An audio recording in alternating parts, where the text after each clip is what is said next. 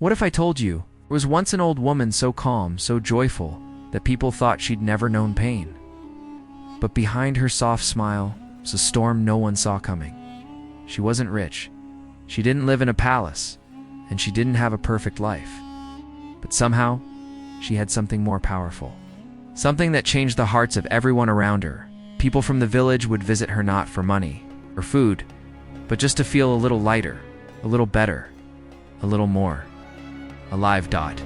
One day a young man finally asked her the question that had been on everyone's mind for years: why are you always happy? She looked at him with kind eyes, and what she said next would quietly transform the entire village. But it didn't start with joy. It started with heartbreak. She lived in a small, quiet village, the kind of place where news travels fast and secrets are hard to keep. Yet somehow this old woman had become a mystery no one could solve. Everyone knew her. Everyone loved her. Children ran to greet her. Elders greeted her with respect. And even the most troubled souls found comfort in her presence. She never raised her voice, never complained. And no matter what the day brought, drain, illness, bad news, she always wore the same peaceful smile. People would stop by her modest home not to gossip or borrow sugar, but to ask questions, to talk, to breathe. She listened more than she spoke. But when she did speak, it was with the kind of wisdom that made you pause. To the villagers, she seemed unshakable, untouched by sorrow. A woman who had somehow found the secret to life. But what they didn't know is that the smile they admired wasn't born from ease. It was carved carefully, painfully, from deep loss. Among the villagers was a young man sharp, restless, always questioning the world. Around him, he had seen the old woman many times, heard the stories, and even spoken to her once or twice. But one thing never made sense to him. How could someone be that happy? All the time. One afternoon, after another frustrating day filled with small disappointments, he couldn't keep the question in any longer. He walked up to her as she sat by her wooden gate, gently feeding the birds like she always did. "Can I ask you something?" She nodded, smiling as if she already knew. The question, "Why are you always happy?" he asked. "You never seem upset. Don't you ever have bad days? Doesn't anything ever break you?" The old woman didn't rush her answer. She looked at him kindly and said, "My dear, life is full of both sunshine and storms. True happiness doesn't depend on the weather." The young man frowned, confused. It sounded like one of those things old people say when they don't want to explain the real answer. "I don't get it," he said. "How can you be happy when bad things happen?" She paused, and then her smile faded just a little. And for the first time, the young man saw something else in her eyes, something deeper. "It wasn't always this way," she said softly. "Let me tell you a story. I was once like you," she began, her voice calm but distant, as if reaching into another lifetime. "I was young. I had a husband I loved deeply, 2 beautiful children. We weren't wealthy.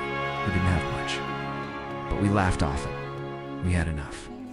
And in those days I thought that was happiness." The young man leaned in, already, feeling something shift in the air around them. "But then, one winter," she continued, "my husband fell ill. At first, we thought it was just a cold, something he'd recover from with rest. But it got worse fast, and we didn't have the money for a proper doctor, let alone medicine." She paused. Her fingers, which had been resting calmly on her lap, tightened slightly. "We tried everything. I prayed. I borrowed, but nothing worked." Her eyes didn't fill with tears, but her voice trembled with the weight of memory. "He died, just like that. And suddenly, everything went quiet." The young man didn't know what to say. The cheerful old woman he'd seen smiling at birds had once been shattered.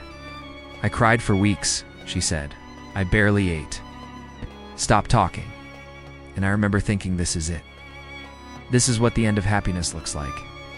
I thought I'd never feel joy again." She looked down for a moment, then slowly raised her eyes back to his. "But time is strange," she said. It doesn't heal everything, but it gives you choices. For a while, I chose silence. I chose sorrow. I let the grief consume every part of me. But one morning I looked at my children sleeping beside me, and I realized they weren't just fatherless, they were motherless too. Her voice grew stronger, not louder, but clearer. I had a decision to make. I could stay buried in pain, or I could climb out. Even if it was just one small step at a time. The young man listened intently. The idea of choosing happiness felt foreign to him, like trying to light a candle in the middle of a storm. At first, she said all I could manage was opening the window to let in sunlight. Then one day I noticed a bird singing outside. Another day I smiled when my son made a silly face. She gave a small, almost shy laugh. Little things. Small joys. But those small joys, they became lifelines.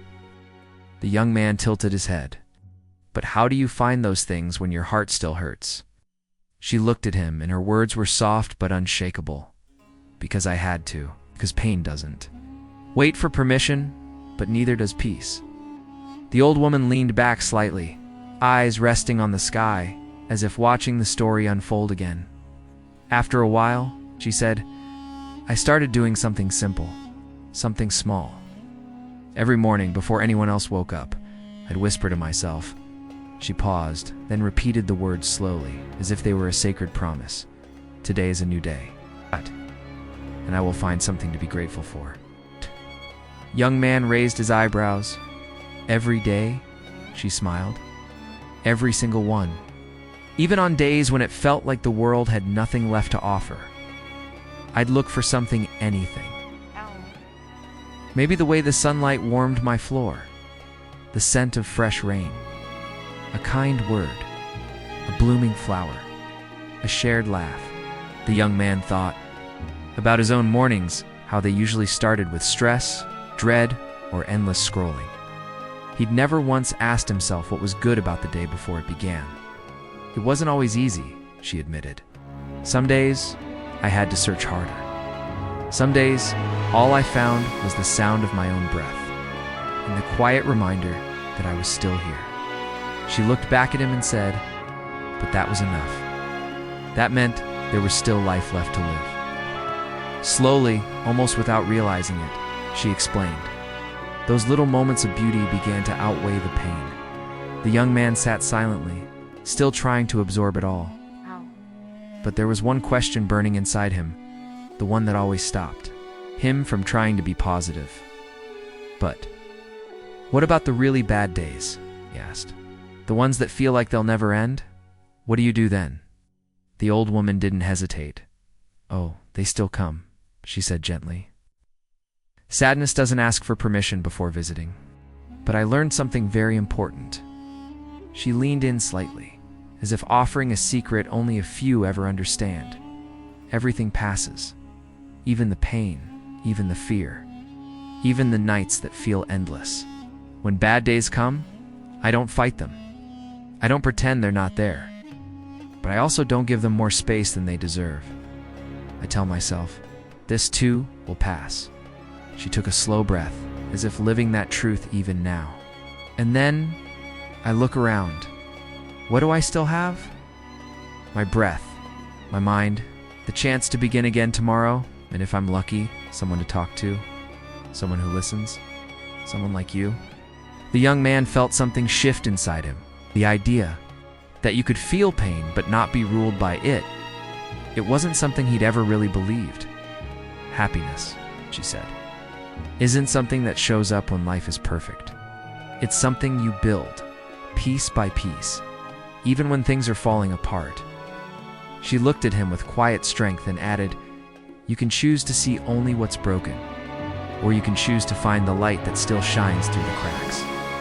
The young man left her home that evening with a strange kind of stillness in his chest, not silence, not emptiness, but something calm, something clear. For the first time in a long while, he didn't rush. He didn't complain about the day. He didn't scroll past the sky without looking at it. The next morning, he tried what she said. He whispered to himself, a little awkwardly, today is a new day. I will find something to be thankful for. At first it felt silly. forced. But then he noticed the way the sun hit the trees outside his window. He noticed his younger sister laughing in the kitchen. And in that moment, something shifted. So he did it again the next day, and the next. Slowly, the habit grew, and something else began to happen. People noticed he was less angry, more patient. He was quieter, but not in a heavy way, in a peaceful one. When his friends asked him what had changed, he told them about the old lady. Not everything. It's just enough to spark their curiosity. And one by one, they began to visit her too. Her words spread like seeds carried on the wind. Not loud, not forced, but gently planted into open hearts. And those hearts began to soften. A village once used to worry and gossip started to grow quieter, kinder, lighter. The old woman never claimed to be a teacher, but without knowing it, she became one. The change didn't happen overnight, but it was real. You could feel it. The village, once weighed down by silent struggles and quiet frustrations, began to feel different, lighter, warmer.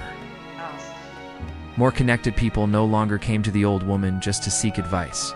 They came to sit with her in silence, to share tea, to tell her what they were grateful for. She listened to each one with the same gentle eyes and soft smile.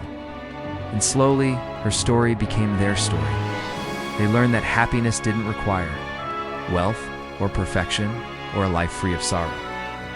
It required something far more powerful: perspective. Her words echoed in the hearts of everyone who heard them. Happiness is not what happens to you, it's how you meet it. She had lost everything once, and still, she chose to give. Not money, not things, but something far rarer: hope. And that quiet gift, it lived on. Long after the birds stopped singing, long after the evening light faded from her doorstep, the spirit she carried stayed alive. The way people spoke, the way they comforted each other, the way they began every morning with a single thought: today is a new day. I will find something to be thankful for. So what made her different? It wasn't that her life was easier. It wasn't that she never felt pain or loss or fear. It was that she didn't let those moments define her.